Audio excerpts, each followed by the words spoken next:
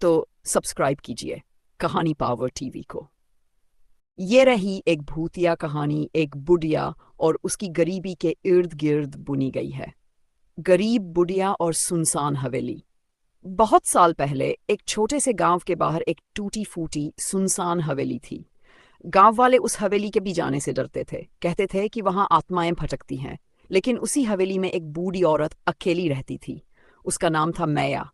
गांव वाले उसे पगली मैया कहते थे, क्योंकि वो हमेशा फटे पुराने कपड़े पहनती, बड़बड़ाती रहती और रातों को भी हवेली से बाहर दिखाई देती। मैया बहुत गरीब थी। ना घर में खाना, ना कोई परिवार।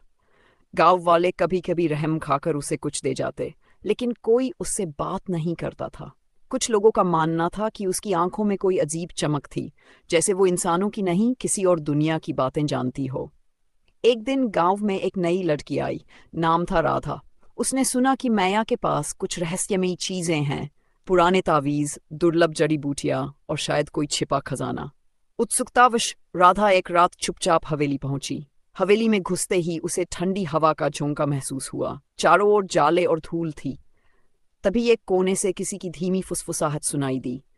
तू आई है लेने या देने?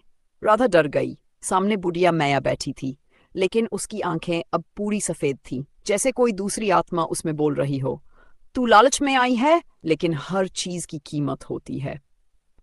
अगले दिन गांव में हड़कंप मच गया। राधा गायब थी, बस उसकी चूड़ी और दुपट्टा हवेली के दरवाजे पर मिला। कहते हैं कि उसके बाद जब भी कोई लालच में हवेली गया, वापस नहीं आया। और मैया अब भी वही है। लेकिन अब वो अकेली नहीं है।